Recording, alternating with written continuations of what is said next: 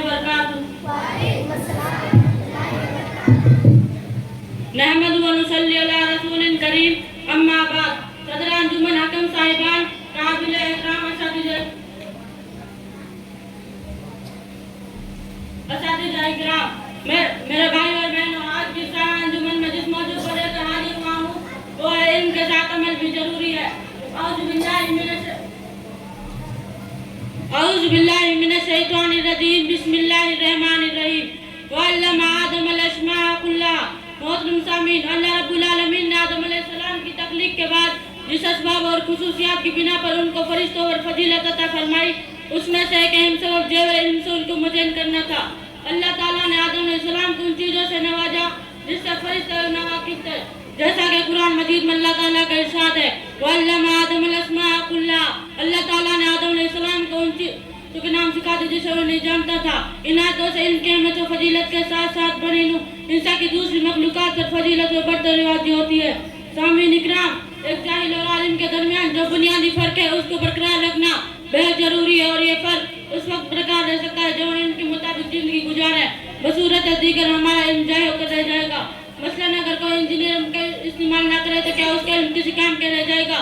उसके पास engineering courses की जो संदेह हैं क्या काफ़ी होंगी? हरगिज़ नहीं। बिल्कुल उसी तरह हम आलिमियत व फजीलत की सनतें हासिल तो कर लें मगर अपने इल्म के मुताबिक अमल न करें तो क्या संदेह हमारे लिए काफ़ी होंगी?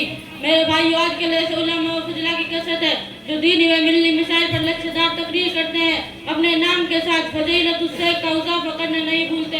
ये लोगों को अमल पर उभारते हैं मगर खुद अपनी ज़ाती ज़िंदगी में बेअमली का शिकार रहते हैं। उसी तरह बहुत से ऐसे साहब कल्म भी हैं जो अपने रुसात कल्म के जरिए लोगों के अंदर हरकत व अमल का जज्बा और मुर्दा दिलों में ज़िंदगी की रूह फूकने की कोशिश करते हैं, मगर जब करीब से उनका जायजा लिया जाता है तो मालूम होता है उनकी ज़िंदगी अमल से बिल्कुल खाली है। उनकी तमाम सरगर्मियाँ कागज़ और कलम तक महदूद हैं। वे कागज़ के मैदान में सब कलम को दौड़ाने के फन से तो वाकिफ़ है मगर उन्होंने अपने सवायात को बेलगाम छोड़ रखा है।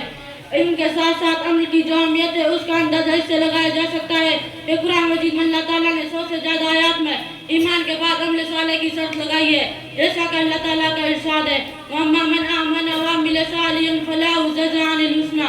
हाँ, जो ईमान लाए और नेक अमल करे उसके लिए तो बदले में भलाई है। दूसरी जगह अल्लाह ताला फरमाता है, वमन यअमल मिस्काल जर्रतिन खैरन यरा व मन यअमल मिस्काल जर्रतिन शर्रन यरा। बस जिसने जर्रा बराबर बुराई की होगी वो उसे देख लेगा, बस जिसने जर्रा बराबर नेकी की होगी वो उसे देख लेगा।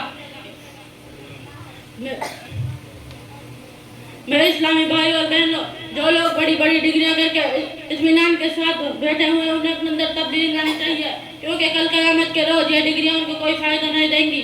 अल्लामा इकबाल रहमतुल्लाह अलैह ने क्या खूब कहा है, अमल से ज़िंदगी बनती है जन्नत भी ज़हन्नुम भी, अमल से ज़िंदगी बनती है जन्नत भी ज़हन्नुम भी। एकाकी अपनी फितरत है, ना नूरी है ना नारी है। इल्म अमल लाज़िम है, मलज़ूम है, इल्म के साथ अमल भी ज़रूरी है। इल्म के साथ अमल भी ज़रूरी है क्योंकि आखिरत में हम इनके साथ अमल जो आलिमियत व फजीलत की डिग्रियाँ जमा कर लेने से उलमा व फजला की सब में शामिल तो हो सकता है मगर उससे हमें कोई हुक्मी फ़ायदा नहीं, क्योंकि आखिरत में हमें इनके मुताबिक बदला मिलेगा ना कि इनके मुताबिक। आखिर में अल्लाह ताला दुआ है कि हमें इनके साथ अमल करने की तौफीक अता फरमाए। वाक़ी दावाना अल्हम्दुलिल्लाहि रब्बिल आलमीन। अस्सलामु अलैकुम।